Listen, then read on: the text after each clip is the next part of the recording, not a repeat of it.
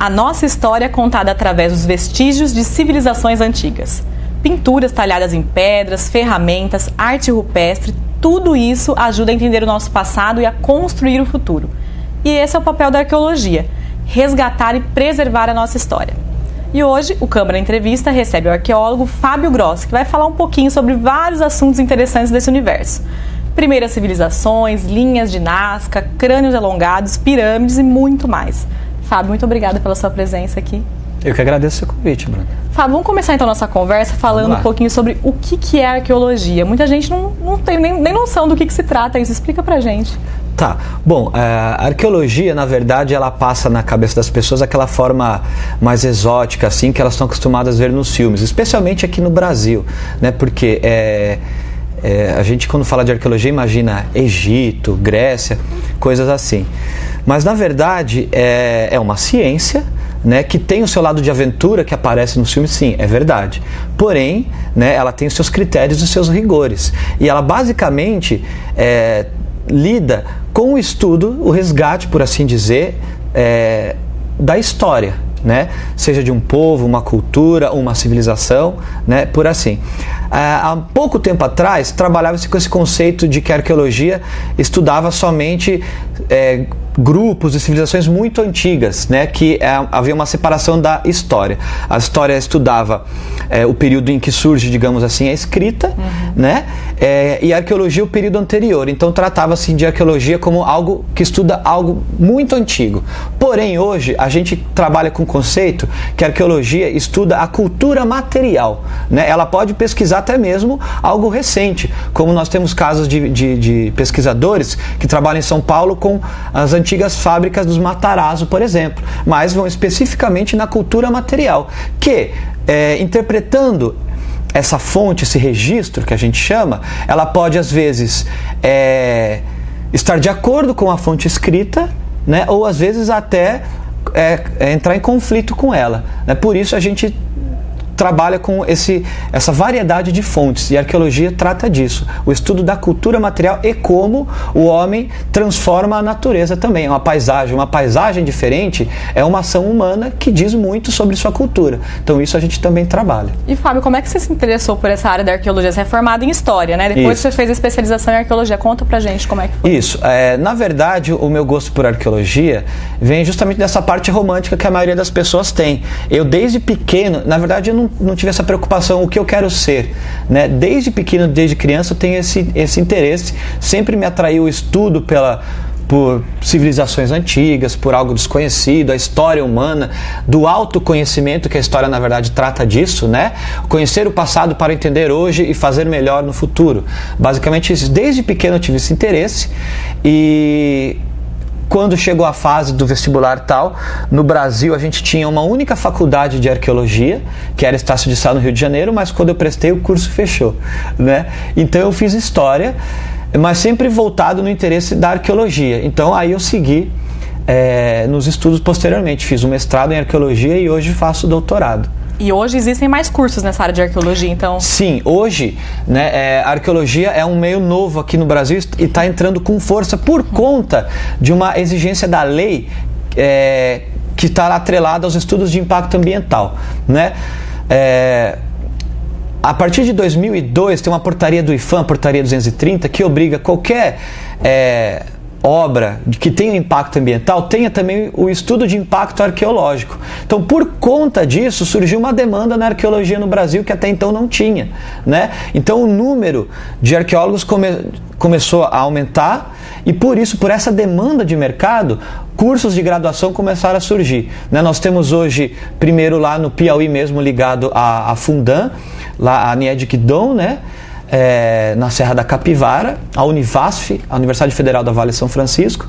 Depois abriu o curso de graduação na PUC de Goiás, e hoje está aumentando. Nós temos também no Rio Grande do Sul, em Pelotas, em Rio Grande, no Pernambuco, em Sergipe, também tem, e agora está estudando a possibilidade de abrir um curso de graduação também na USP. Olha que legal. Né? Fábio, quem não conhece muito a arqueologia tem a impressão que é uma coisa muito distante, né? Que é um estudo assim, que não tem nada a ver com o nosso dia a dia. Mas muito pelo contrário, né? O que a arqueologia tem a ver com o nosso cotidiano? Como eu disse, a arqueologia ainda paira nessa coisa do exótico, do distante, da aventura lá da pirâmide, né? Da Grécia, a caça aos tesouros e tal. Mas pegando esse conceito que ela estuda o homem, né, através da sua cultura material, ela está diretamente ligada a nós, não só ao passado, mas ao presente, né? Ela fala sobre a nossa cultura material, e através da cultura material a gente percebe muita coisa sobre nós, né? O caso, por exemplo, que a gente tenta mostrar isso, por exemplo, aqui em Jaú, quando a gente leva os alunos e quem tem interesse no cemitério, como outros fazem aqui também, te mostra que através de um cemitério você pode extrair muita informação, a história de Jaú e até no nosso caso aqui, do interior paulista, né? Nós que estamos imersos na cultura cristã ocidental, para nós é muito natural entrar nesse cemitério, mas para quem é de fora, por exemplo, a primeira coisa que você vê quando entra, que é um cemitério cristão, voltado ao cristão, ele tem uma cruz, né? Tem um cruzeiro. Se você for em um povo de cultura judaica, no cemitério vai ter a estrela de Davi, né? Eu já tenho uma informação, né? Você vai num túmulo que tem, por exemplo, no cemitério de Jaú, que é de um mestre de capoeira, tem um berimbau, já extrai informação, né? Na parte antiga do cemitério você vê que a maior parte das pessoas que estão sepultadas lá no século XIX, né, que quando é feito esse cemitério, a maior parte é constituída por imigrantes italianos. Ó, quanto dado? Não, Jaú foi povoada por imigrantes italianos. Tem uma outra parcela de espanhol, tem uma outra parcela de português, né? Tem determinado nome que destaca, veja só, foi uma família que mais veio. Na parte mais recente, olha, já começa a aparecer, tem japoneses, vai contando a história, através do quê? Da cultura material. Ô Fábio, né? Falando em história, na escola, quando a gente aprende, né, a história, a gente vê a história do Brasil quando os europeus chegaram aqui. Sim. Mas geralmente os professores não passam pra gente com muitos detalhes o que acontecia aqui antes, né? Uhum. E a arqueologia estuda principalmente essa história um pouco mais antiga, né? Também estuda a história atual, isso, mas tem a história antiga também. Uhum. Como é que o homem chegou aqui na América? Explica pra gente um pouquinho sobre essa história antes dos europeus chegarem aqui. Então, Bruno, isso é importante você destacar pelo seguinte: por que a arqueologia se ocupa mais dessa parte mesmo? Porque, como eu disse, ela trabalha a cultura material, né? A história, ela se foca mais nesse período porque ela lida com documentos, não só, mas em sua maior parte com documentos, né? Mas nós sabemos que os indígenas que aqui estavam antes de Cabral chegar, ou Colombo na América, né? Muitos grupos não tinham escrita. Então, como a gente conhece a história desses povos, não só na América, mas mesmo na Europa, na Ásia, esses povos antes de ter escrita? Pela cultura material, os vestígios, né? A sua arte rupestre, as pinturas, as gravuras e por aí vai. Quando nós estudamos essa história na escola aqui, por que contam a partir de Cabral? Porque os professores estão pautados nessa história escrita, e que nem é uma história feita muitas vezes pelo brasileiro ou pelo americano, ela vem da Europa, é uma história eurocêntrica, com o olhar do europeu, né? Só que hoje a arqueologia ela permite isso. Estudando a América, ela mostra que antes do Cabral chegar, viviam muitos povos, não índios, mas muitos povos distintos, com suas culturas e línguas diferentes. Fábio, mas apesar de não ter isso escrito, né, que esses registros são feitos através de pinturas e tal, também é um registro, não deixa de ser parte da nossa história, é um documento, ele não é escrito. Falta isso nas escolas, né, de passar esse tipo de conhecimento para os alunos, né? Será que no futuro próximo a gente vai conseguir estudar um pouco mais a fundo essa história antes dos europeus? Então, essa visão está mudando, sabe? A gente já tem alguns livros didáticos que mostram essa parte de arqueologia, por exemplo, né? Eu já trabalhei com alguns, inclusive numa escola aqui em Jaú, que eu lecionei. Mas ainda tem que muito se melhorar. Por exemplo, alguns livros didáticos estão melhorando, estão começando a abordar essa parte pré-cabralina, que a gente chama aqui na América, no caso no Brasil. Porém, os professores em si ainda não têm um treinamento nisso. Eu já conversei com professores, falo, tem esse material aqui falando disso, mas eu não aprendi isso na minha própria graduação, né? Então, assim, tem que ter uma abertura nisso para os próprios professores que têm esse treinamento de história abordar e estudar esse tema. Mas aos poucos isso está entrando, sim, né? Tem que melhorar bastante, porque para mexer nisso também você tem que trabalhar o conceito em nós brasileiros da identidade, porque na maior parte o povo brasileiro hoje ele é formado pela miscigenação, que é o europeu, o indígena e o africano, né? Mas a história, em boa parte, a oficial, ela é contada pelo europeu, né? Nós hoje, eu sou descendente de europeu, você tem traços europeus e a maior parte tem. Então nós não temos uma identificação direta com o indígena, por exemplo. Então, para começar a aparecer com mais ênfase esse tema nos livros, nas escolas, a gente precisa trabalhar esse conceito de identidade e identificação com esse patrimônio arqueológico, para aí haver um interesse e falar, não, vamos abordar isso nas escolas, né? E aí que a gente entra, que você perguntou, na entrada do Homem da América, né, que é falado muito por cima e muito generalizado, mas é um tema que está muito em voga hoje porque novas descobertas arqueológicas estão sendo feitas. Inclusive a gente tem um mapa que eu pedi para o Carlinhos mostrar para a gente, que mostra mais ou menos quais são as teorias que falam por onde que o homem entrou, que ele chegou até aqui, né? Você explica para a gente então?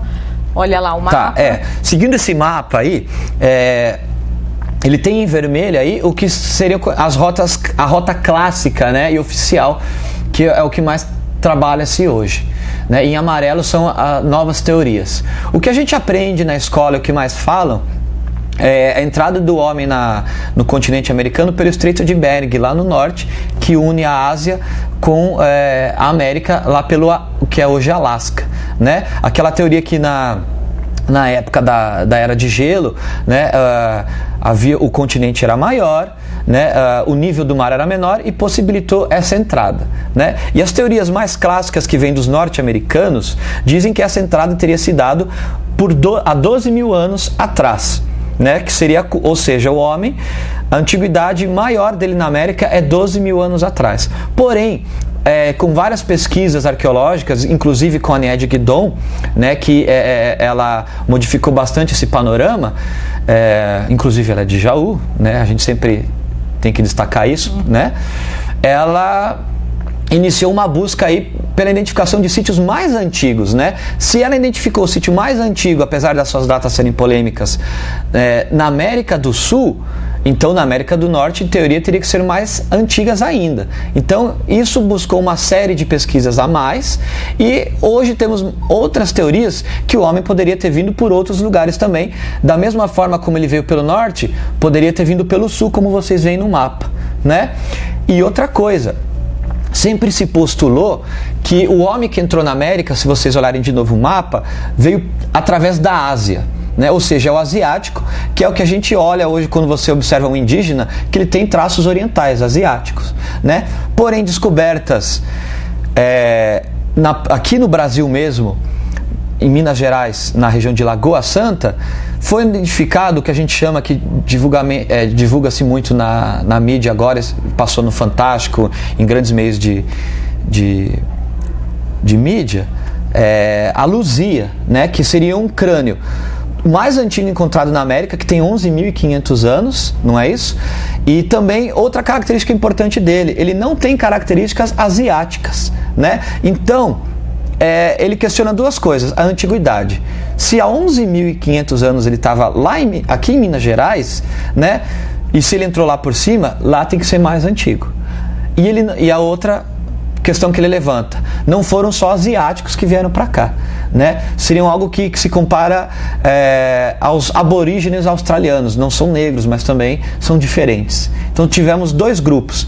E sítios, né, identificados que dão uma data mais antiga que isso. No próprios Estados Unidos já temos sítios mais antigos. Nós temos o sítio no Piauí, com a Nied Guidon, que ela joga datas bem mais recuadas de 50 mil anos. No Mato Grosso... E essas datas aí, Fábio, nessa próxima figura aí? 70 mil anos ali.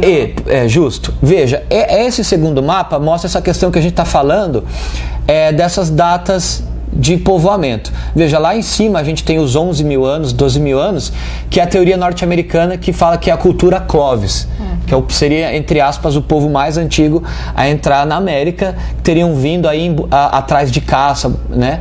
Atrás das grandes manadas de animais. Pois bem, aí vocês veem, ele teria entrado há 11, 12 mil anos, e aí na rota foram descendo né?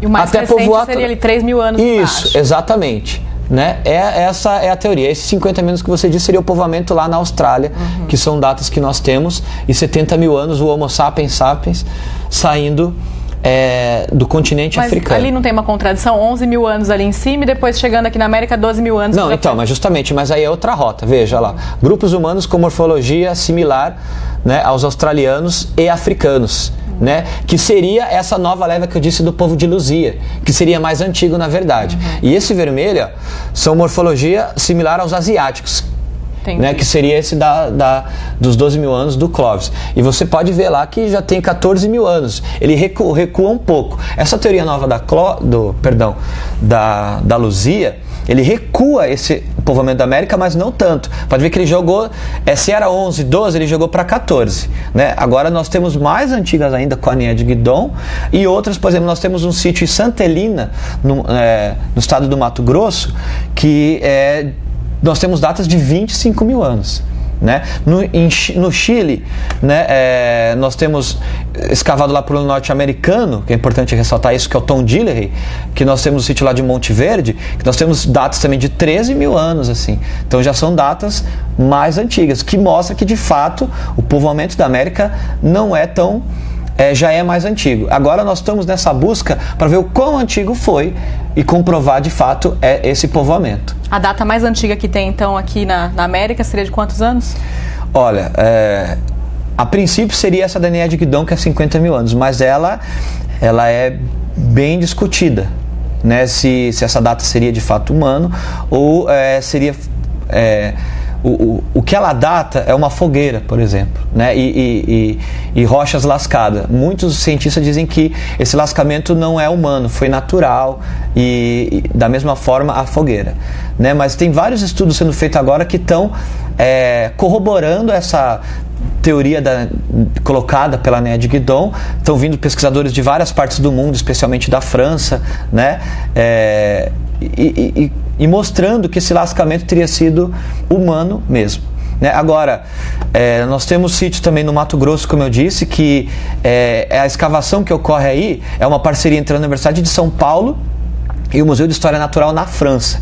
Então, é um casal de franceses que escava aí há mais de 20 anos. Né? Eles usam um método super rigoroso, as datações são feitas de formas variadas, né? E todas estão de acordo. Inclusive, ela mostra nesse sítio a convivência do homem paleoíndio, né? Ou seja, esse ancestral do índio, com a megafauna, que são animais de grande porte, como a preguiça gigante, tigre dente de sabre, que teriam vivido aqui na América em torno de 10 mil anos para trás. E falando desses primeiros homens, quais que eram os hábitos dele? Como viviam esses primeiros homens? Que tipo de cultura eles tinham? Do que eles se alimentavam? O que você poderia falar pra gente? Como que era o estilo de vida deles? Tá, basicamente assim, se a gente voltar lá no povoamento da América, eles entraram na América, esses grupos mais antigos, caçando, né? Perseguindo a caça. Eram caçadores de grandes animais, como o famoso mamute, o bisão, tudo isso. Né? Eles tinham um modo de vida caçador-coletor, que a gente chama. Né? Eles eram nômades, não tinham residências fixas, basicamente, né? Claro que não é tão simplório assim, existe uma complexidade maior nisso, mas, resumindo esse modo de vida, era um modo de vida caçador-coletor, que, a princípio, vindo lá pela Ásia, caçavam esses grandes animais, faziam suas armas com a pedra lascada, né? Comiam também frutos, pescavam, né? Viviam em grupos familiares, não eram grupos muito grandes, como vão se destacar depois quando surge, entre aspas, a civilização, né? Que mais a gente pode dizer? Tinham suas religiões voltadas a cultos à natureza, a fenômenos naturais, sol, lua, né, marés e por assim dizer. E quando esses caçadores-coletores foram entrando no continente e se depararam, por exemplo, com a floresta, não é? O modo de vida vai um pouco se adaptando a esse meio ambiente, né? Os grupos caçadores-coletores que habitaram especialmente aqui a nossa região não eram caçadores de animais de grande porte como a gente tinha na América do Norte. Como você pensa numa floresta, uma floresta não abriga esses animais de grande porte, né? Esse ambiente, nós temos animais menores. Então, os grupos que habitaram nesse ambiente eram um pouco diferentes desses outros. Caçavam animais menores, então a sua cultura se molda nesse aspecto a esse meio, né? Então, eles vão ter um destaque maior para a coleta, para a pesca, né? A mobilidade vai ser ainda maior, porque uma floresta fornece mais alimentos, né? Então eles vão estar se movendo mais do que um grupo que depende da caça de um bisão, por exemplo, como na América do Norte, que o nomadismo dele está influenciado pelo movimento dessas manadas, por exemplo. Fábio, você citou paleoíndios e caçadores-coletores. Inclusive, são nomes de 2 projetos que você participou, né? Você poderia explicar o que são? Então, os paleoíndios vieram antes dos índios. E os caçadores-coletores, que também podem ser esses paleoíndios, é o estilo de vida deles, né? É mais ou menos isso? Exato. Quando a gente fala caçador-coletor, é um modo de vida, como você disse, que é um grupo que vive basicamente de caça e coleta. Esse tipo de grupo existe no mundo inteiro, né? Nós temos caçadores-coletores nas florestas equatoriais, nós temos no Alasca, nós temos na África, na Ásia, na Europa, tivemos e por aí vai. Por quê? Porque é um modo de vida tido como o mais antigo que existe na Terra. É o primeiro modo de vida que o homem desenvolveu, ou seja, que é caçar um animal e coletar um fruto, algo assim, que é o que o meio lhe fornece, né? Então, mas por que eu separei paleoíndio e caçador-coletor? Porque paleoíndio refere, paleo, como diz o termo, antigo, né? São o que a gente diria ancestrais dos índios, os primeiros habitantes que viviam dessa forma caçador-coletor, né? Mas por que eu cito o paleoíndio? Simplesmente cronologicamente, porque o caçador-coletor, ele existe hoje também. Na África nós temos os Kung, no deserto do Kalahari, que são caçadores-coletores. E os estudos que vocês fizeram foram mais voltados para o interior do estado? Sim. O nosso estudo acadêmico ele é voltado para os caçadores-coletores e agora paleoíndios no interior paulista. Nós escavamos sítios aqui na região mesmo, em Jaú e Araraquara. O que vocês acharam aqui na região que temos por aqui? Basicamente assim, o interior paulista é muito rico arqueologicamente falando, né? Ele só foi até então pouco pesquisado, né? Agora que estão surgindo mais pesquisas nesse sentido, né? Então a gente foca numa pesquisa pré-colonial, né? E no meu caso específico eu vou para esse a princípio caçador-coletor e depois agora paleoíndio. Mas a gente se depara, principalmente quando a gente vai identificar sítios arqueológicos aqui na nossa região, que houve uma ocupação intensa indígena, certo? Tem diversos sítios indígenas que mostram que os indígenas, antes do branco chegar, viviam aqui densamente, em Jaú, Araraquara, todo esse interior aqui, a região central, foi intensamente ocupada. E, recuando no tempo, da mesma forma a gente encontra vestígios mais antigos que a gente atribui a esses caçadores-coletores paleoíndios. Como viviam eles? O que era importante para esses camaradas? Se a gente pegar e comparar hoje a nossa civilização, a nossa sociedade capitalista, hoje o que ela mais precisa, o que é imprescindível? A gente pode jogar, por exemplo, eletricidade. Né? A gente sem eletricidade não tem a câmera, não tem o computador, não tem a geladeira. Imagine a nossa sociedade hoje, uma semana sem eletricidade. Vai liberar os alarmes dos bancos, das lojas, vai ter saque, nós vamos entrar em caos, né? Da mesma forma, o que era mais importante para essa sociedade paleoíndia era a pedra. Né? Da pedra eles faziam suas ferramentas, suas facas, suas flechas, o batedor para colocar a estaca da sua cabana, para fazer a sua roupa de pele, né? Esse era o objeto principal dele, a fonte tecnológica, né? Ele se baseava nisso. Com ele caçava, né? Ajudava às vezes a fazer um machado para cortar uma árvore e assim por diante. E vivia basicamente do meio. Tinha que estar próximo à água, tinha que estar próximo à fonte um lugar que tinha caça, e por aí vai. Fábio, você trouxe algumas fotos também de algumas expedições que você participou. Aliás, essa primeira foto aí não é da expedição, é uma figura, né? Isso aí explica o modo de vida desses primeiros homens que a gente estava citando, né? Isso. O que a gente tem aí, então? Explica pra gente, mais ou menos, como é que é. Basicamente, aí a gente tem um modo de vida assim, né? Aí a gente já tem um povo ceramista, na verdade, né? Que é outra parte tecnológica fundamental pro homem antes do Cabral chegar aqui na América. E, na Mas verdade, aí são caçadores-coletores ou aí já tem o cultivo? Não, aí já tem o cultivo nessa imagem. Aí já tem o cultivo. Basicamente, nós costumamos associar o caçador-coletor à pedra, né, lascada, e quando surge o cultivo no mundo, a gente passa a associar a pedra polida e a cerâmica, que são utensílios associados à agricultura. Uma pedra polida, uma mão de pilão, por exemplo, ela é usada para socar grãos. Um machado polido, ele é usado para cortar árvores, para você fazer a sua roça para plantar. A cerâmica, ela é feita como utensílio para você fazer alimentos, para você cortar água. Coisa típica de um grupo já sedentário. Numa sociedade caçadora-coletora, você não tem essa dependência. Claro, não é sempre regra. Também você encontra cerâmica. Mas basicamente, normalmente são nômades, estão mais focados na pedra, que é algo mais prático. Eles encontraram um animal, lascaram uma pedra que tinha lá, caçaram ele e pronto. Né? Aqui já tem o cultivo, como vocês podem ver. Eles já estão fazendo a cerâmica, né? Geralmente é uma sociedade dividida pelo trabalho de sexo, né? As mulheres se ocupam de fazer a alimentação, cuidar das crianças, elas que fazem a cerâmica, e o homem se ocupa da caça, né? Ele é o guerreiro, né? A gente tem essa divisão social aí. Carlinhos, pode mais uma, por favor? Aí também mostra essa divisão. Isso, aí já são grupos que são sambaqueiros, são grupos aí que a gente associa a caçadores, coletores, pescadores, que eles vivem basicamente da caça à pesca, né?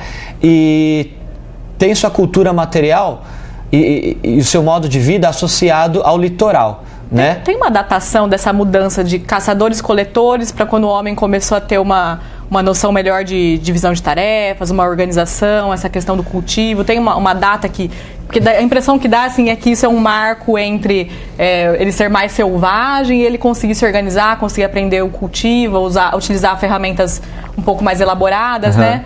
Quando que houve essa mudança, essa evolução? Na verdade, a gente até hoje costuma aprender em escola essa forma linear que você apresenta de evolução, né? Você tinha o homem das cavernas, que lascava, que pintava, que falava uga-uga, não é? Arrastava a mulher pelo cabelo, não é assim? É um modo de vida primitivo. Aí, aí surgiu a agricultura, surgiu a domesticação de animal, aí teve, como você disse, usou o termo evolução.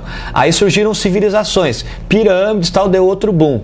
Civilização que até pouco tempo atrás era chamada de complexas. Né? Então é uma visão linear e evolutiva.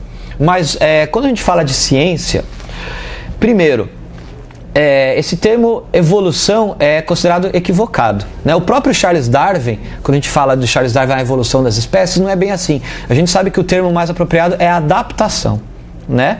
Então nós temos meios de vida que são considerados adaptados a tal situação ou a tal, às vezes, associados até à própria cultura, não é?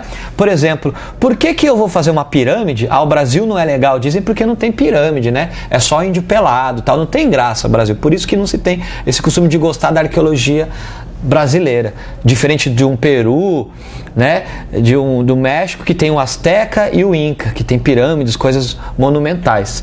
Mas não é assim. Se a gente pegar no norte do Brasil a cultura marajoara, lá na Amazônia, na ilha de Marajó, por exemplo, no norte da Amazônia, nós tivemos civilizações, podemos assim falar nesses termos, tão complexas quanto o Inca, quanto o Azteca. Mas não tinha pirâmide. Por que não tinha pirâmide? Porque lá não tinha pedra, né? Se você vai para o Peru ver o Inca, olha em volta, o que mais tem lá? Rocha. Naturalmente eles iriam usar isso, né? A Foz, a ilha de Marajó, ela é composta por dejeto do que o rio joga. Não tem rocha lá, então eles aproveitaram do que tinha. Mas lá tinha hierarquização, como tem numa civilização Inca ou Azteca. Tínhamos sacerdotes, cacicados, né? E por aí vai. Então nós tivemos grupos de organização social tão complexo quanto um outro. Então não tem essa ideia, não houve essa coisa linear. Surgiu a agricultura, né? Nós temos até então usado na história, por assim dizer, mundial, focada com a visão eurocêntrica, e que começaram a escrever isso, que a agricultura surge por volta de 10 mil anos, né? E a escrita, por exemplo, inspiração por 5 mil anos. Mas a gente não pode focar assim, nós estamos falando de ser humano, né? E não é essa coisa, essa regra fixa como algo, não é algo exato.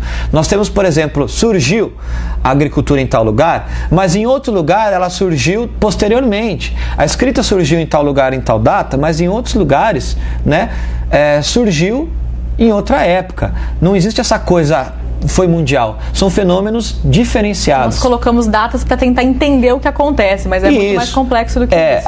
Quando a gente fala data, há 10 mil anos, 5 mil anos, é justamente isso, para ajudar a se posicionar, se achar no tempo, né? Mas a gente tem que ter essa coisa clara, de que não é essa coisa linear, né? Enquanto um grupo lá no Oriente Médio se organizou dessa forma de grandes cidades, de sedentarismo, né, com agricultura e tal, aqui na América, em outros lugares, na África, né, na própria Europa, vamos dizer assim, estavam vivendo de outra maneira, né? Estavam vivendo ainda da caça, da coleta, né? Por exemplo, o quadro cronológico que se coloca na Europa não pode ser o mesmo aqui na América. Enquanto a gente tinha o que eles falam na Europa, o Neolítico, né? A pedra polida e tal, aqui na América era outra coisa, né? E aqui na América nós temos datas diferentes do que se tem na Europa. No Peru já tem vestígios de que a agricultura também foi descoberta aqui há 10 mil anos, com sementes de abóbora que foram encontradas. Então assim, a gente pode dizer, poxa, lá no Oriente Médio há 10 mil anos, aqui na América nós também temos vestígios tão antigos, não é? Então é mais complexo do que se parece, né? Ô Fábio, a gente está vendo uma foto aqui agora, são ferramentas essas fotos, explica pra gente o que é isso aí. Isso é para ilustrar um pouco a cultura material desses grupos mais antigos que entraram na América. Isso são pontas, né? Pontas de projeto de lança associadas à cultura Clovis, ou seja, esses que seriam, como eu disse anteriormente, os primeiros povoadores da América que ocuparam especialmente o que a gente hoje conhece pela região dos Estados Unidos, né? São pontas que destacam o uso para a caça de grandes animais, como o bisão, né? Pode passar, Carlinhos, por favor. Certo. Arte rupestre. E isso é arte rupestre, que é uma das mais famosas aqui do Brasil, que está lá no Piauí, né? Que é na Serra da Capivara, que na verdade, inclusive esse é o símbolo do Parque Nacional, por ser uma capivara, né? E estão associados aos grupos mais antigos aqui da América, né? Também outra imagem do Piauí, que destaca a relação, um modo de vida, né? Desses povos mais antigos. Aí vejam que ele está né, como se estivesse colocando uma caça dele como um troféu, né? Pode mais uma. Aí a gente já está falando de arte rupestre, são pinturas da região de Lagoa Santa, em Minas Gerais, que, de novo, puxando aqui para o nosso país, né, são imagens associadas aos grupos que povoaram a América mais antigos, né, associados, a gente pode dizer, ao grupo do povo de Luzia, que tem aí por volta dos seus 11.500 anos. De mais uma também. Mais imagens. Pode ver que isso, são sempre animais associados ao dia a dia desses povos, né? São coisas que eram importantes para ele, a caça dos animais, né? Associava a próprio culto religioso era associado aos animais, assim como foi em diversos povos, em diversos lugares do mundo. Isso é muito natural, né? Aí a imagem de um homem, né, com alguns utensílios na mão, ó, né? Legal. Eu ia falar que era um macaco, mas somos todos macacos, então o macaco homem e já é outra questão, né? Nós viemos do macaco? Não, né? Também nós viemos de um ancestral comum, né? A gente não pode dizer que milhões de anos atrás não existia um macaco, né? O macaco é hoje. Igual você fala, o cachorro hoje, há milhões de anos era outra coisa, né? Nós viemos de um ancestral comum. É do macaco? Sim e não. né? Explique isso, agora eu fiquei curiosa, Fábio, saindo um pouco aqui da nossa pauta, como que é essa história então do... Então, aí é outro tema polêmico, né? Porque a gente entra em crença também e foi um tema que Charles Darwin ficou com muito receio até de divulgar quando ele chegou às suas conclusões lá em Galápagos e tal, né? Da sua adaptação. Mas, quando a gente busca a origem do homem, né? Por exemplo, um tema extremamente polêmico e difícil de se trabalhar é quando nós nos tornamos humanos. Quando o homem virou homem, né? É um tema muito complicado que ele anda junto com o avanço das descobertas na ciência, mas também ele está junto com crenças, né? Por exemplo, a própria Igreja Católica falava que o homem era homem quando nascia, né? Mas aí com o avanço da ciência viu que na barriga da mãe ele já tinha vida. Então aí a religião disse, especialmente católica na época, não, que a vida já existe quando a criança já está na barriga. Hoje os avanços mais recentes da ciência dizem que já lá no feto já tem as características do homem e tal. Aí a religião já diz, por exemplo, não, que a alma humana, por assim dizer, já existe na própria concepção, né? Então a evolução, entre aspas, do homem anda nesse ritmo, por exemplo. Nós nos tornamos homens quando viramos Homo sapiens sapiens e o Homo erectus, o Australopithecus, né? Então é esse caminho longo. Se a gente pegar na nossa trajetória, acompanhar a mudança nos nossos esqueletos, nós temos esse caminhar aí, o Homo habilis, o Homo erectus, antes o Australopithecus afarensis, que foi encontrado lá na África. E também é muito difícil medir até quando, assim, Homo sapiens sapiens, né? O homem que sabe. É difícil também saber, assim, quando é que foi que teve essa Sim, mudança, porque, né? precisava procurar, assim, características que dissessem quando nos tornamos homens. Lá atrás, primeiro começou assim, quando o homem se tornou bípede, né? O bipedismo era a característica que tornou o homem. Mas a gente sabe que só isso não define o homem enquanto ser humano, né? Outros animais podem se tornar bípedes, né? O chimpanzé anda durante um bom tempo, embora não todo o tempo, bípede. O urso fica em duas patas. Aí falou, não, ele se tornou homem quando começou a usar ferramentas. Né? Percebe que há essa mudança, mas a gente viu que vários animais também fazem uso de ferramentas. O urubu quebra um ovo, ele pega uma pedra, atira no ovo e quebra. A lontra faz com a sua pata, quebra o crustáceo, né? Os chimpanzés usam ferramentas, varetas para cutucar a abelha, para tirar o mel, né? Então, assim, diversos animais usam ferramentas. Então, o que tornou o homem o homem? Foi quando ele começou a comer carne, que aí ele começou a ingerir uma série de nutrientes que tinha, especialmente lá no tutano dentro do osso, depois a proteína, que possibilitou o aumento do seu cérebro, e o aumento do seu cérebro desenvolveu no homem a razão, e isso tornou o homem homem. Mas a gente sabe que o golfinho, por exemplo, tem um cérebro muito maior que o do Homo sapiens sapiens. Hoje a gente está na ideia que seria o conjunto de tudo isso e que a forma de abstrair também, a nossa abstração, né? Por exemplo, um chimpanzé faz uma ferramenta, uma varetinha. Se fosse um homem, vamos brincar aqui com uma mulher, ela ia fazer um coraçãozinho. Isso é um traço humano, né? Outros dizem a transcendência. Por exemplo, a crença na vida após a morte é algo típico humano. Mas aí já entra a ciência dizendo que não. Que gorilas e chimpanzés também creem na transcendência da alma, por assim dizer. A gente já viu pesquisas recentes que um pesquisador perguntando para um gorila, em linguagem de sinais, o que tinha acontecido com o companheiro que estava morto do seu lado. Ele falou, ele foi viajar. Por exemplo, é uma noção de transcendência, né? Se ele está lá, como ele foi viajar, né? Então, assim, essa questão é muito complexa. Da mesma forma que a outra questão, não tem uma linearidade. Não tem uma linearidade. A gente fala na evolução humana, o que tornou homem, nós não dissemos algo linear, mas em ramificações, né? Teve ramificações, uma foi originar o que a gente diz, o chimpanzé, outra foi originar os símios mais distantes, né? O lêmure, que são os mais distantes, o orangotango, que está lá na Ásia, né? E outro ramo que foi originar o homem, o Homo sapiens sapiens.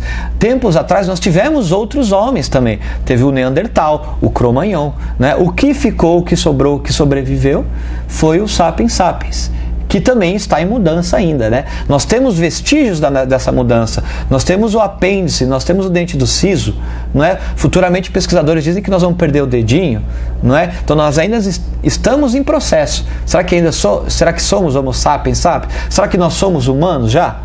Né? É interessante, isso daqui 50 mil anos vão achar que a gente não tinha talvez uma certa consciência que a gente tem. Tudo muda, né? Tudo muda. Interessante. Né? Ô, Fábio, vamos dar uma olhada em mais fotos que você trouxe aqui?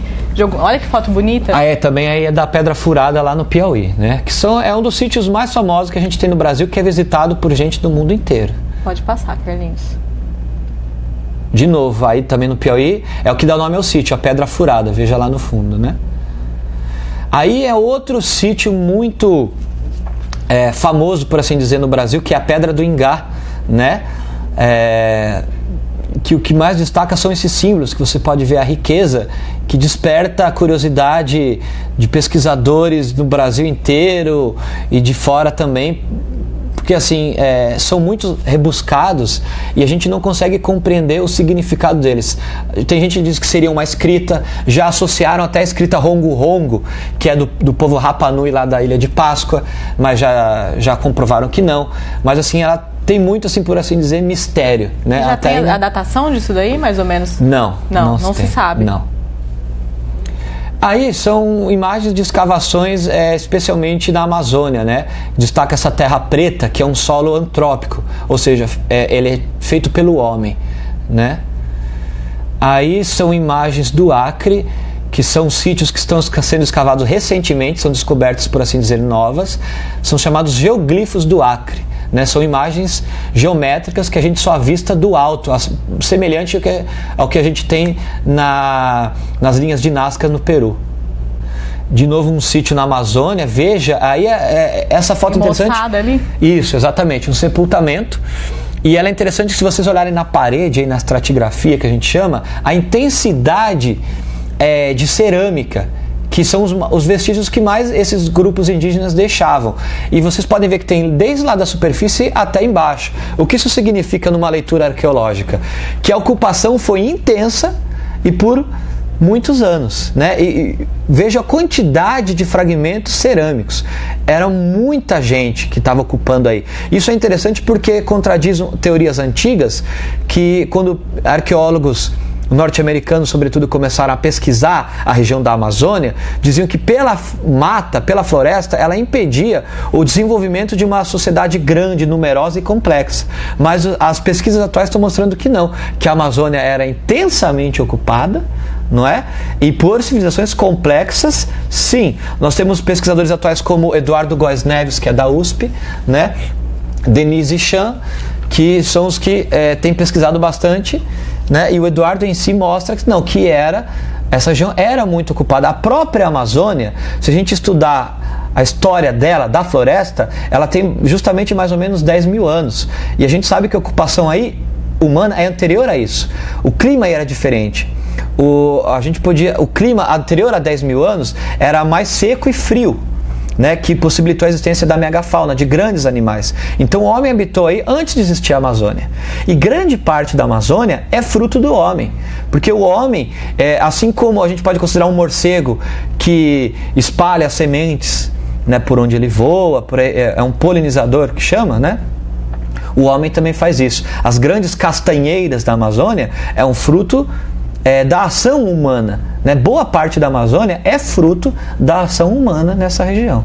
Tem mais fotos aí, Carlinhos, pra gente ver? O pessoal também aí trabalhando. De novo aí na Amazônia, né? Aí associada à cultura marajoara, vocês podem ver esses grandes potes são urnas funerárias, né? Ou seja, trocando em miúdos aí, é o caixão do indígena, né? Pode mais uma.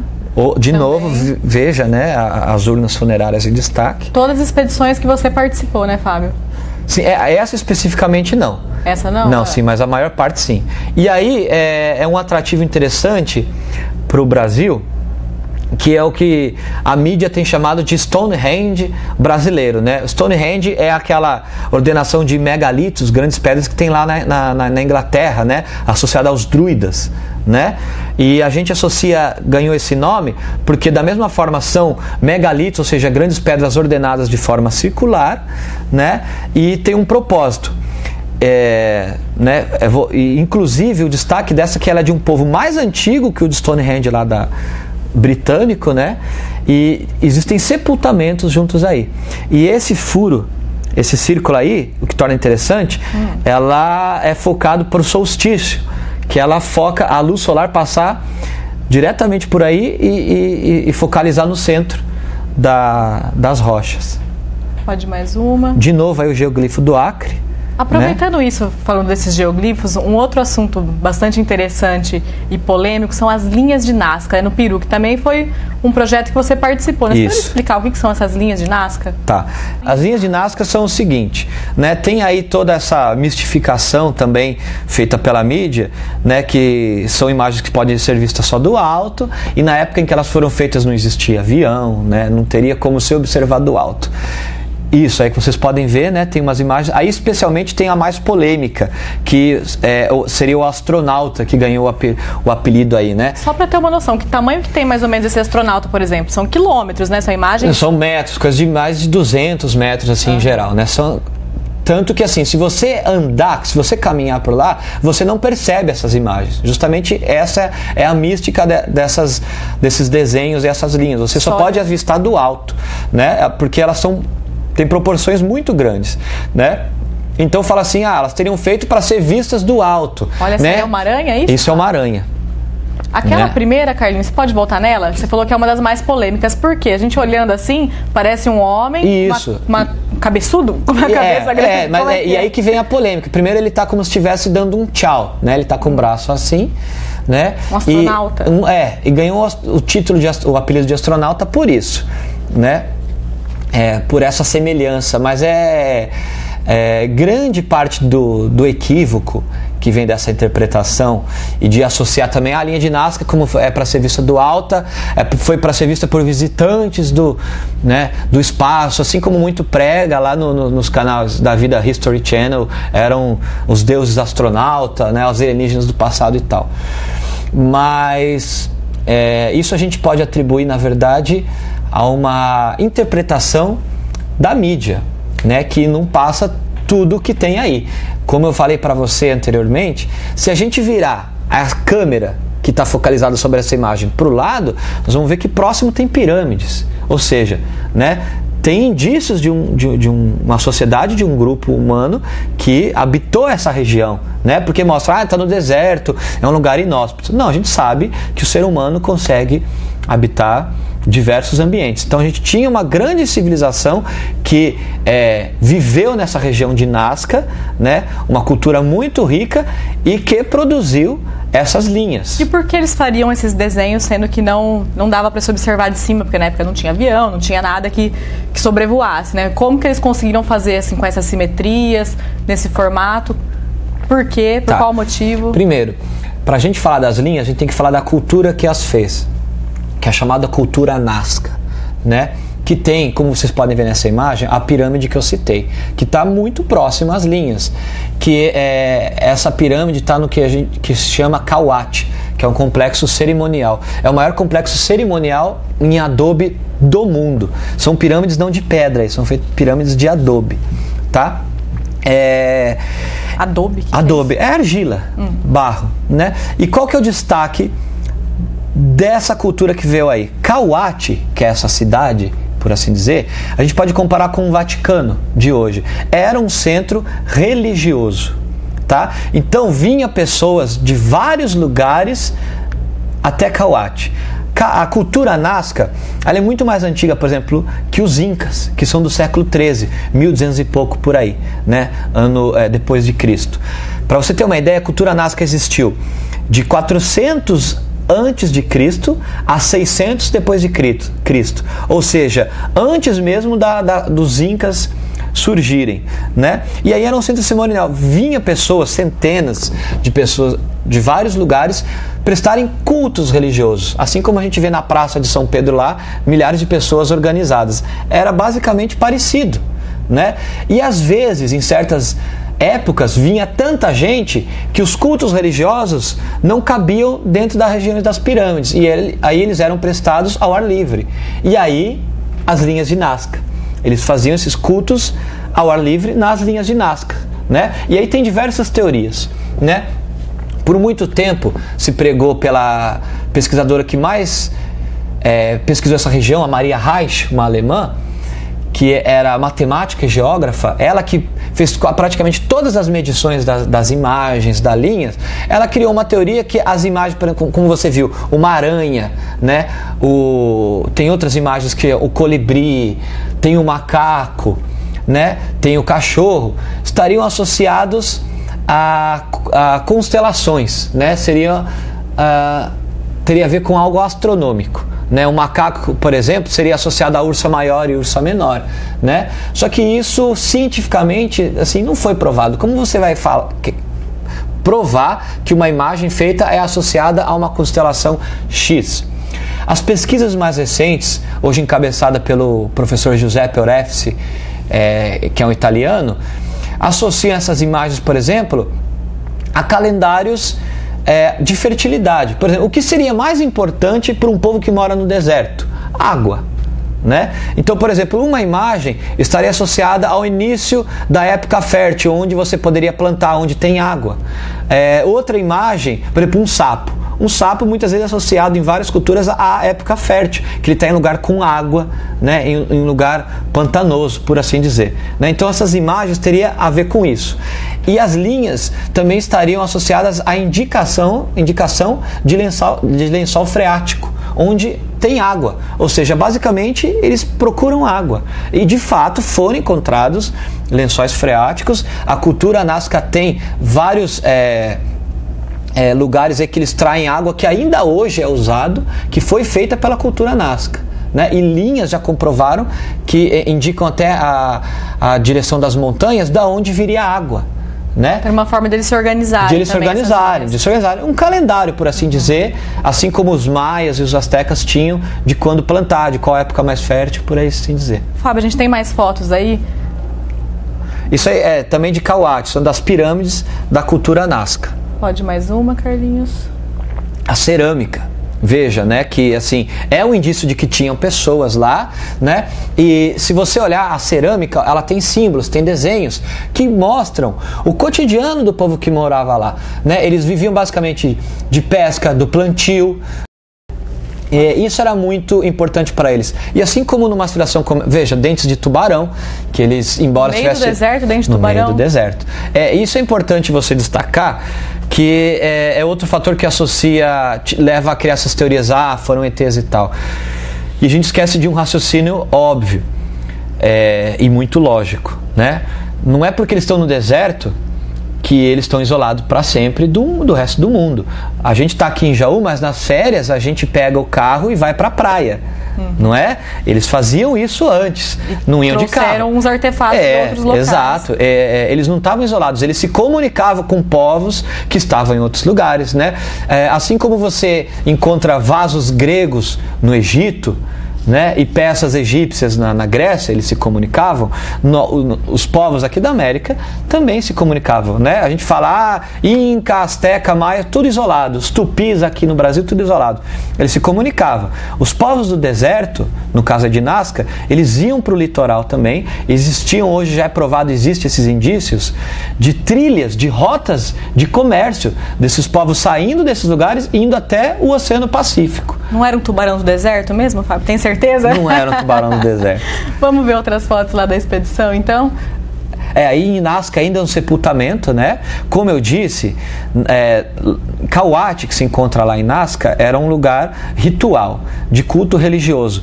Então a gente encontra objetos depositados lá em honra à sua religiosidade, assim como tem sepultamentos. Aí vocês estão vendo o esqueleto, se você pôr a próxima, vai ter os adornos que estavam com essa pessoa, veja, colar, né?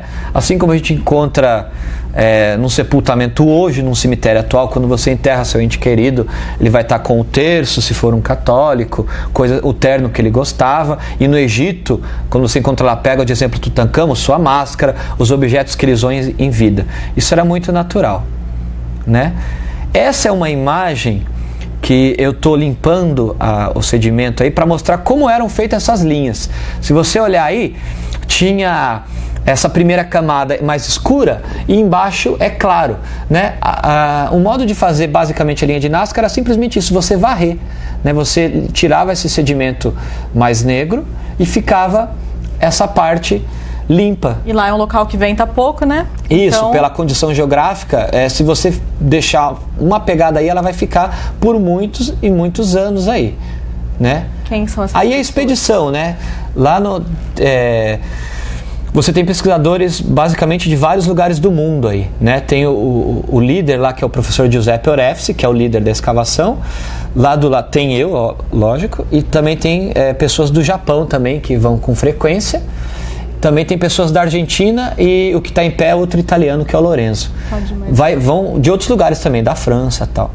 Isso aí. Aí é um museu Antonini, que fica em Nazca, que foi o lugar feito para abrigar, né, os vestígios, os materiais escavados em Kauat. Aí é um crânio com uma abertura em cima. O que é isso? Isso, na verdade, assim, em Kauat tem muitos sepultamentos, né? É um crânio com a gente chama trepanação. Isso é uma intervenção cirúrgica feita ainda hoje, por exemplo, pelos médicos, né, para mostrar assim que eles tinham uma sociedade com autoconhecimento, né? Não era ET, mas tinham autoconhecimento, né? E a trepanação é uma intervenção cirúrgica feita para aliviar a pressão intracraniana, né? Uma pessoa, por exemplo, podia bater a cabeça, sofreu um traumatismo craniano, isso gera uma pressão intracraniana que pode fazer o cérebro aumentar de tamanho. Isso vai dar uma dor tremenda. Então aí faz uma intervenção no qual você, como você pode ver na figura, você corta um pedaço do osso e tira, e isso vai aliviar a pressão. E a próxima é Isso é o crânio, né, a cabeça troféu que eu falei. Que agonia disso! Pois é, parece macabro e tal, né? Mas na cultura Nazca, você tinha os guerreiros, né, que quando venciam, né, o grupo que eles entravam em contato, brigavam, ele matava o seu inimigo, né, cortava a cabeça e fazia essa incisão no crânio e enfiava uma corda. Essa corda era para carregar esse crânio com ele, né? Ele carregava, colocava junto dele e mostrava isso como um troféu mesmo, tipo, né? Ele ganhava um prestígio com isso. Tem mais uma imagem, né, também do. Isso, aí tá bem conservado, também, né? Legal. Algumas têm até cabelo ainda, né? São muito bem conservadas. Você pode ver o mesmo padrão.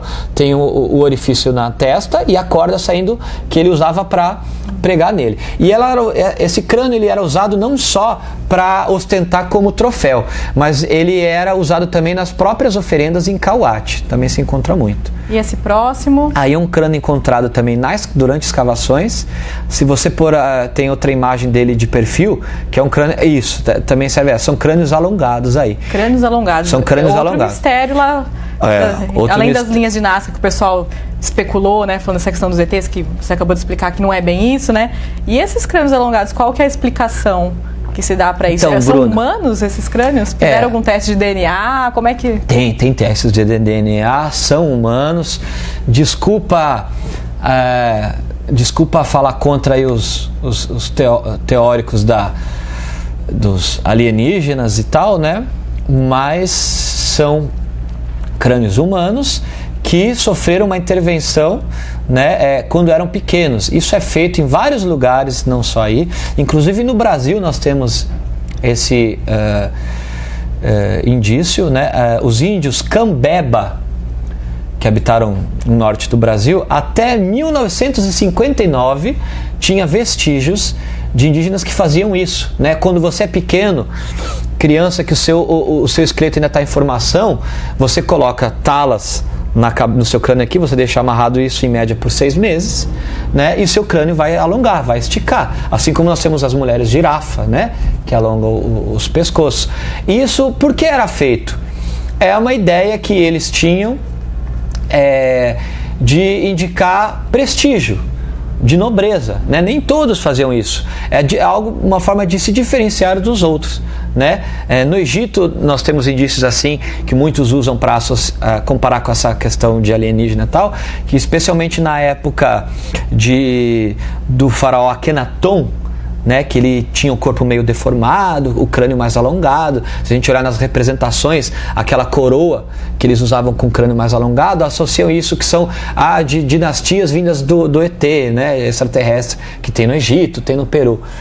Akhenaton, ou Amenófis IV em si, era muito comum na época o casamento consanguíneo. Eles se consideravam deuses, né? Irmão casava com irmã. Então a gente tinha essas, por assim dizer, anomalias genéticas, que nascia diferente. Se você olhar a figura do Akhenaton, ele tinha um corpo diferente. Ele tinha um quadril mais largo, algo até assemelhado a uma mulher. Mas isso por conta desses casamentos consanguíneos. Neste caso aqui de Nazca, é um alongamento feito propositalmente para indicar uma nobreza, uma distinção na classe social.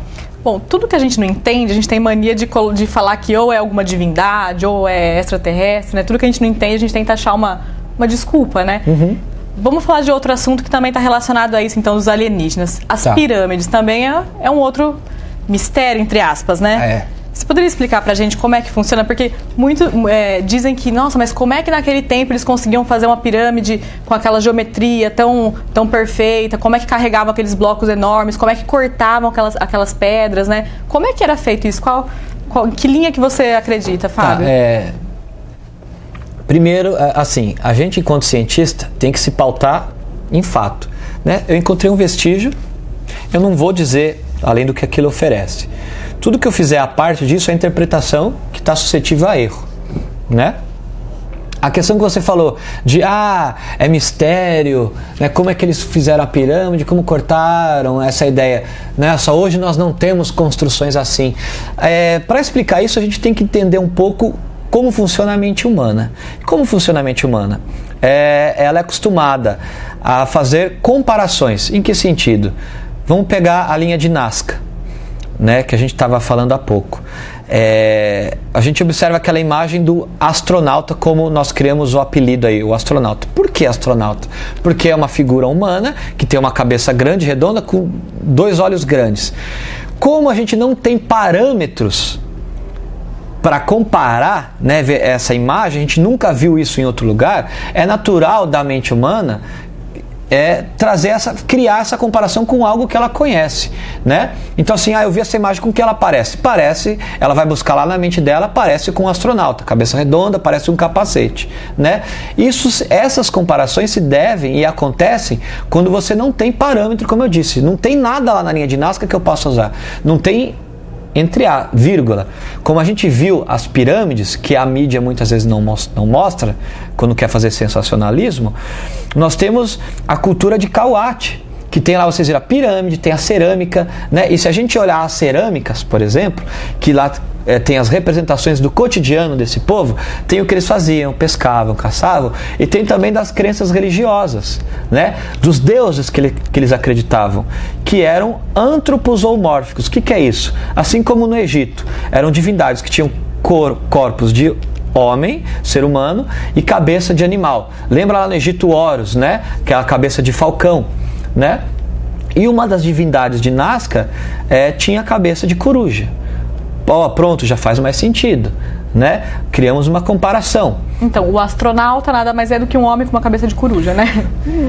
Basicamente seria isso, né? Mas é mais para ilustrar assim, existe uma comparação se a gente olhar além do que a gente tem na TV aí que vê, né? Na pirâmide, por exemplo, como é que fizeram a pirâmide? Nossa, hoje a gente não consegue. Isso é outra questão de comparação. A gente tem uma ideia linear, como a gente falou lá atrás, né?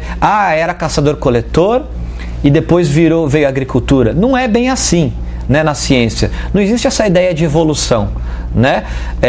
Naturalmente a gente tem ideia. Hoje nós somos mais evoluídos que ontem. Então quando aparece algo grandioso como a pirâmide, a gente não aceita que foi feito pelo homem, porque hoje nós nos consideramos superiores. Essa ideia é equivocada, muito equivocada, né? Nós temos que considerar, por exemplo, o contexto que a gente vive hoje. E hoje nós vivemos em um contexto capitalista, ocidental. E o que é esse contexto capitalista? Tudo é baseado no dinheiro, no lucro. Se a gente quisesse, nós conseguiríamos construir uma pirâmide, sim, mas a gente não tem interesse. Para fazer uma pirâmide daquele porte lá no Egito, de Quéops, por exemplo, a gente tem uma estimativa que levou mais de 20 anos.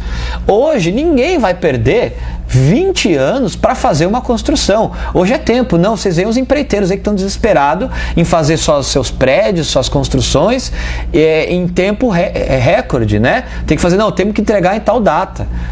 Não tem essa preocupação. Hoje, nossas construções, vejam os prédios, as casas, são todas ângulos retos, forma de cubo, quadrado, para ganhar o máximo de tempo e evitar justamente isso, fazer adorno. Ninguém mais coloca. Se a gente pegar o século XIX já, aqui em Jaú nós temos, veja as construções do século XIX, né? A Belle Époque aqui no centro de Jaú, olha como era mais rebuscado, né? Tinha aquela inspiração da arte grega, da arte romana, os pilares. Hoje não tem mais isso, porque perde mais tempo para fazer isso. Ô Fábio, tem aqui nesse livro que você trouxe, tem aqui mostrando como é que eram construídas as pirâmides, né? Exato. Esse livro aí é um livro que veio do Egito mesmo, né? E mostra esse processo aí para ver que não tem nenhum mistério, não tem nada, né? Por exemplo, como que se ergueram esses blocos que pesavam 60 toneladas alguns? Naquela época, veja o desenho aí, que nós tínhamos guindastes que erguiam esses grandes blocos. Vocês podem ver o detalhe aí, ó, vários guindastes que funcionava com contrapeso, que não é nenhum grande mistério da engenharia, né? Você põe um peso e levanta o outro, levava um patamar maior e assim ia até chegar ao topo, né? E aí, se você colocar um pouco mais para cima a imagem, outro mistério, né, que eles transportaram esses blocos. Aí tem um esqueminha básico. Para um lado aí, para o lado esquerdo, isso aí ó, é da onde eram extraídos os blocos, eram cortados, eles eram extremamente aquecidos, depois jogava água que resfriava, isso fazia o choque térmico romper o bloco, né? Aí eles tiravam o bloco, recortavam eles com instrumentos que foram encontrados em escavações, que existem, né? Eles têm inclusive os cálculos deles, né? E aí eles retiravam esse bloco, e aí daquele sistema básico de transporte, ó, desciam eles, colocavam no barco, transportavam, e lá em cima, do outro lado, né? Pegavam, subiam. Puxavam ele, veja a grande mão de obra usada, e iam rolando eles, ó, vejam só, essa engenharia é usada ainda hoje, né? Isso é importante destacar, que fala, ó, essa tecnologia foi perdida. Alguns traços foram, mas outros não. Ainda hoje, na engenharia atual, essa tecnologia milenar ainda é usada. Então, assim, é algo que existe, é algo que foi encontrado em escavações arqueológicas. Não é perdido, como se dizem por aí, não é uma tecnologia que não se existe mais. Bom, já que nós estamos desmistificando alguns mitos da arqueologia, uma outra coisa bastante interessante, Triângulo das Bermudas. Qual que é o mistério que está em torno desse lugar, Fábio? É interessante você falar isso, porque na nossa profissão a gente está sempre lidando com esse limite aí entre ciência e o fantástico, né? A arqueologia em si, ela tem esse caráter místico justamente por isso, né? Fala de Atlântida, né? E associa a coisa de extraterrestres, civilizações perdidas e tal. O Triângulo das Bermudas sempre teve essa fama, né? Aí não tanto associado a uma civilização antiga, mas mais a extraterrestre, né? Como é que para onde foram esses aviões, para onde foram esses barcos que sumiram do nada e nunca foi encontrado vestígio algum? Quais são os casos mais famosos daquele voo número... Voo 19, que foi de 45 mais ou menos, que foi um voo que saiu lá de Miami, de Fort Lauderdale. 5 aviões de reconhecimento simplesmente desapareceram do nada. Tem gravado alguns relatos por rádio lá, deles comunicando, e do nada os 5 aviões desapareceram, não é? E depois me parece que um avião que saiu em busca deles, né, também desapareceu. Mas isso a gente pode jogar 45, foi mais de 60 anos atrás, e ao longo da história do Triângulo das Bermudas, vários aviões outros sumiram, vários barcos, né? Na verdade, os primeiros relatos dessa região são das próprias da época das navegações, lá com Colombo mesmo, já tem relatos de barcos naufragando lá. Mas, de novo, entra uma mística que vem da mídia que gosta do sensacionalismo, né? Alguns documentários que a gente vê na internet, os próprios pesquisadores comentam, o povo em si gosta do mistério. A gente gosta de mistério, é mais romântico, né, e tal. Mas, às vezes, a verdade nua e crua, que é simples às vezes, não satisfaz a pessoa. Não pode ser só isso, né? Mas, muitas vezes, infelizmente, vamos dizer assim, né? O ser humano, às vezes, é mais simples do que parece. E qual é a explicação daquele local, então? Olha, ainda é muito discutido, mas se a gente parar a analisar por lógica, veja, vamos pegar o voo 19, né? Já existem documentários na própria internet, você acha aí, que esses aviões desaparecidos, na verdade, foram encontrados. Né?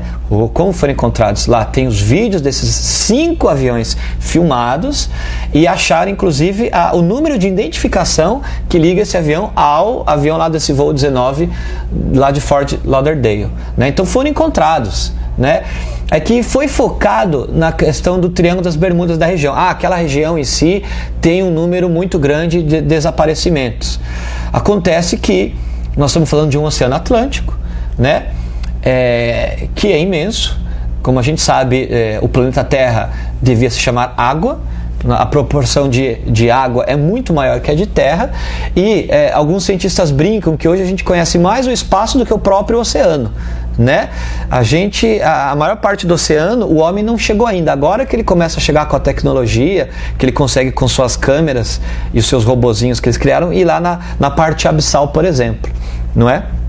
Mas muitos objetos, aviões e navios naufragados, a gente sabe que não foram encontrados simplesmente porque nós ainda não chegamos nesse lugar. E tem a corrente do Golfo que passa por ali também, que acabam movimentando bastante a água e tirando do lugar o que, se afundar alguma coisa ali, daí algumas horas já não vai estar no mesmo lugar, vai ter andado bastante. Essas correntes, elas são fortes, né? E rápidas, que nem você falou, se cai algo lá, vai levar a centenas de quilômetros de distância. E é isso que mostra assim, que existem várias explicações plausíveis para esses desaparecimentos. Você tem a questão dessa corrente, tem as teorias agora lá do gás metano que sairia, tudo isso, né?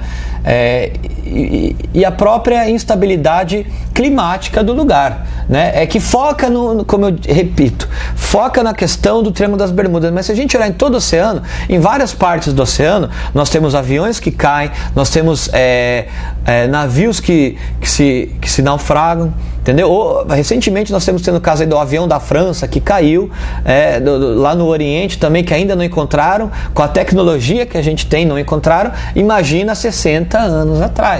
Hoje o Triângulo das Bermudas, por exemplo, está sendo revisitado e reestudado, né? E justamente por isso, com uma tecnologia maior, conseguiram encontrar esses aviões. Então assim, eles existem, eles estão lá, foram achados.